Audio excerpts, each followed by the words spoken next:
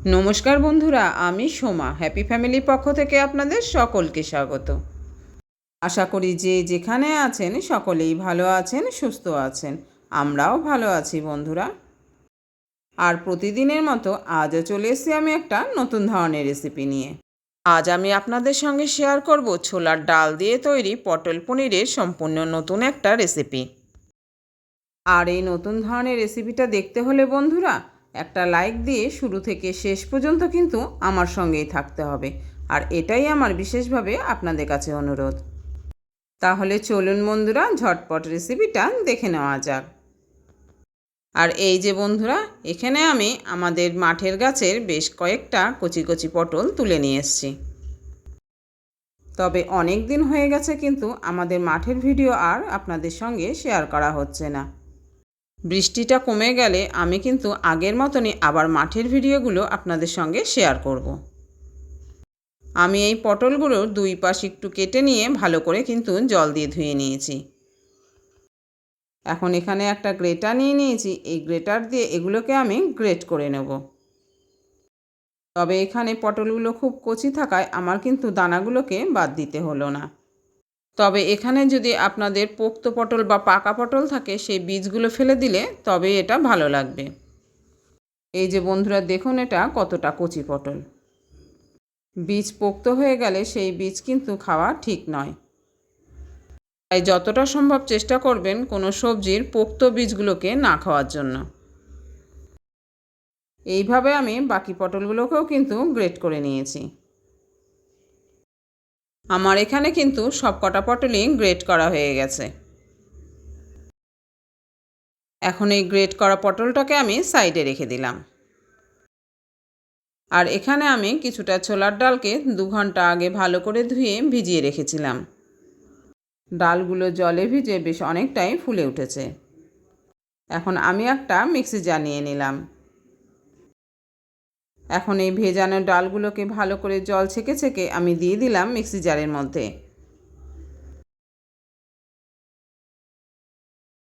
এখন এই মিক্সি জারে তোলা ডালের মধ্যে আমি দিয়ে দিলাম সামান্য পরিমাণে জল। এখন ঢাকা চাপা দিয়ে এটাকে আমি পেস্ট করে নেব। সামান্য পরিমাণে জল দিয়ে এটাকে আমি একবার ঘুরিয়ে নিলাম। এই যে বন্ধুরা ঠিক এই রকম হয়েছে। এবার আমি এর মধ্যে দিয়ে দিলাম ঝাল অনুযায়ী 3টে কাঁচা লঙ্কা। এখন মিক্সি জারটার মধ্যে আবারও সামান্য পরিমাণে জল দিয়ে এটাকে আমি আবার একবার ঘুরিয়ে নেব। তাই এর ঢাকাটা বন্ধ করে আমি আবারও একবার এটাকে ঘুরিয়ে নিয়ে আসলাম। এই যে এখন কিন্তু পেস্টটা আমার রেডি হয়ে গেছে। তবে এটাকে কিন্তু আমি খুব মিহি করে পেস্ট করিনি, একটু দানা দানাই রেখেছি। এখানে আমি আমার প্রয়োজন মতো 3 চামচ পেস্ট তুলে নিলাম অন্য একটা পাত্রে। আমি এখানে বড় চামচে 3 চামচ পেস্ট নিয়ে নিয়েছি। এখন আমি মিক্সি জারটাকে ঢাকা দিয়ে সরিয়ে রাখলাম অন্য জায়গায়, আমার এটাকে এখন আর প্রয়োজন নেই। এদিকে গ্রেট করা পটলটাও আমি নিয়ে নিয়েছি। এখন এই গ্রেট করে রাখা পটলের মধ্যে আমি দিয়ে দিলাম সামান্য পরিমাণে লবণ।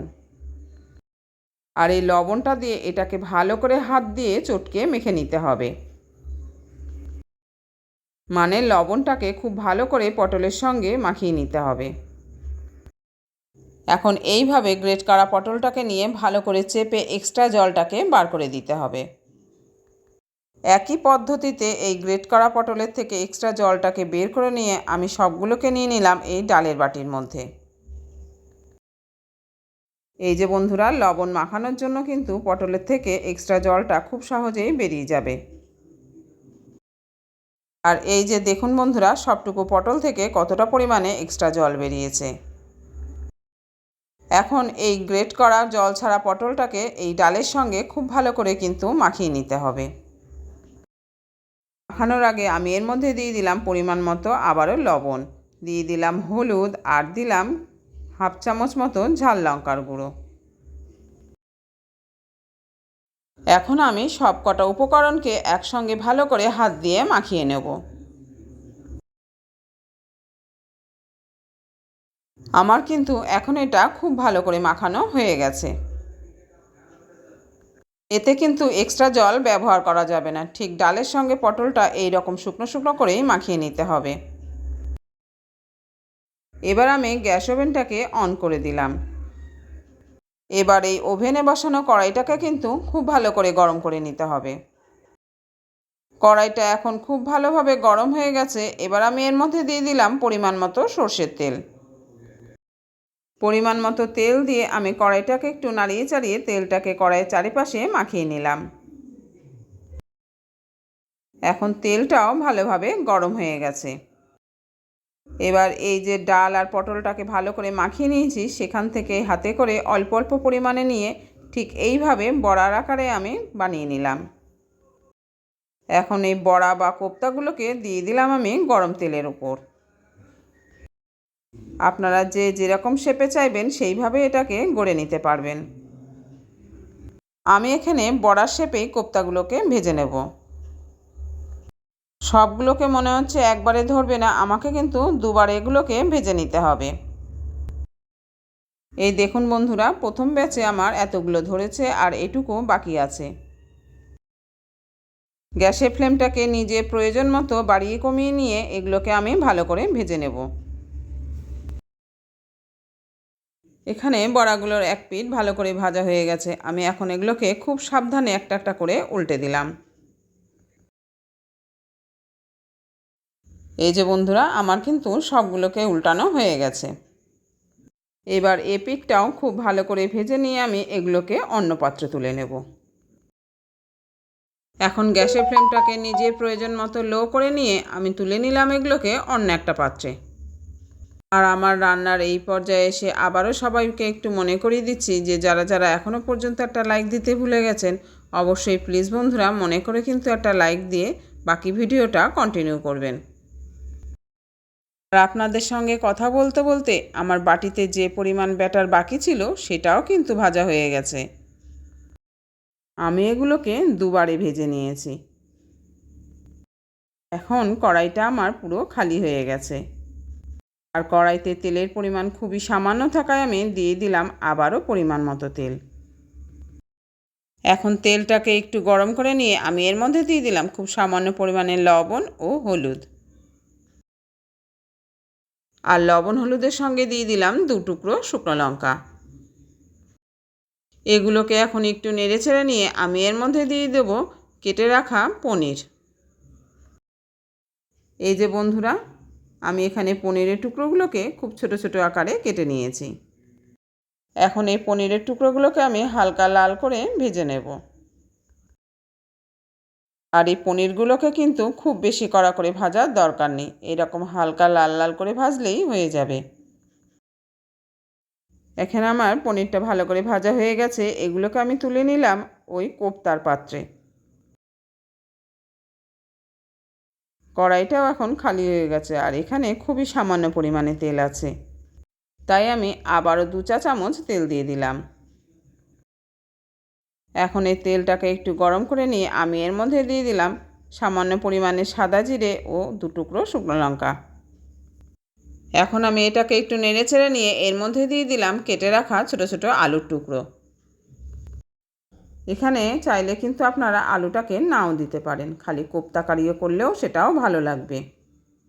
আর শুধু কোপ্তা কারি করলে আলু বা পনির দুটোর কোনোটারই প্রয়োজন হবে না। আলুগুলো দিয়ে আমি এখন এর মধ্যে দিয়ে দিলাম সামান্য পরিমাণে লবণ ও হলুদ। লবণ হলুদ দিয়ে আলুটাকে আমি ভালো করে ভেজে নেব। আর এই ভাজার সময় আলুটা যাতে খুব ভালো করে সেদ্ধ হয় এই জন্য আমি কড়াইটাকে ঢাকা দিয়ে দিলাম।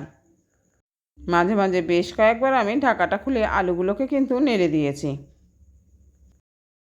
এখন আলুগুলো ভালোভাবে লাল লাল করে ভাজা হয়ে গেছে।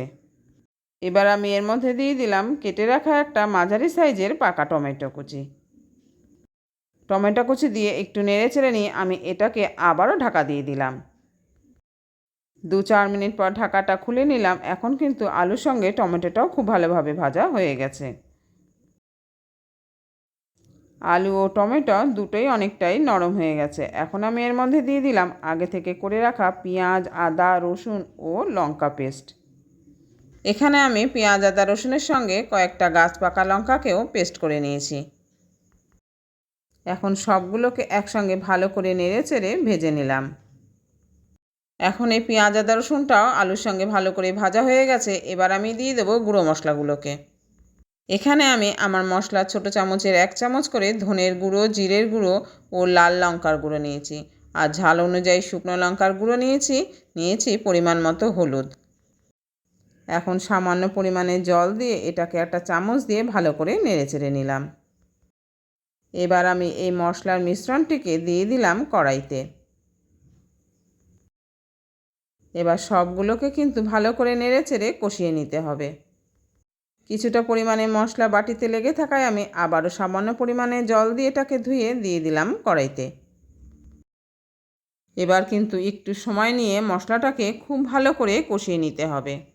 আর এই মশলাটা ভালোভাবে কষানো হলে তবেই কিন্তু রেসিপির টেস্টটা বাড়বে। তাই একটু সময় নিয়ে আমি খুব ভালোভাবে মশলাটাকে কষিয়ে নিলাম। এখন কিন্তু মশলাটা আমার খুব ভালো করে কষানো হয়ে গেছে। এবার আমি দিয়ে দিলাম এর মধ্যে পরিমাণ মতো উষ্ণ গরম জল। আর এটা যেহেতু কোপ্তা কারি বা বড়ার ঝোল, তাই জলের পরিমাণের থেকে কিন্তু একটু বেশিই দিতে হবে। এই যে বন্ধুরা, আমি কিন্তু পরিমাণের থেকে একটু বেশি জল দিয়েছি, কেননা রান্নার শেষে কোপ্তাগুলো কিন্তু অনেকটা পরিমাণে জল টেনে নেবে। পরিমাণ মতো জল দিয়ে আমি এর মধ্যে দিয়ে দিলাম স্বাদ অনুযায়ী লবণ। এখন কড়াইটাকে ঢাকা দিয়ে আমি খুব ভালোভাবে 10 মিনিট এটাকে ফুটিয়ে নেব। ফিরে এলাম 10 মিনিট পর। 10 মিনিটে এটা কিন্তু খুব ভালোভাবে ফুটে গেছে। এখন আমি ঢাকাটা খুলে নিয়ে এর মধ্যে কিন্তু দিয়ে দেবো আগে থেকে ভেজে রাখা সেই কোপ্তাগুলোকে। আর বন্ধুরা, কোপ্তার সঙ্গে কিন্তু ভাজা পনিরও রয়েছে, তাই দুটোকেই এখন আমি দিয়ে দিলাম এই ফুটন্ত ঝোলের উপর। আর এগুলো কড়াইতে দেওয়ার সময় কিন্তু বন্ধুরা একটু সাবধানেই দিতে হবে, গরম ঝোল যেন গায়ে ছিটে না আসে। আমি এখানে খুব সাবধানেই ভেজে রাখা কোপ্তা ও পনিরগুলোকে দিয়ে দিলাম। এবার খুন্তি দিয়ে সবগুলোকে কিন্তু খুব ভালো করে একটু নেড়েচেড়ে দিতে হবে।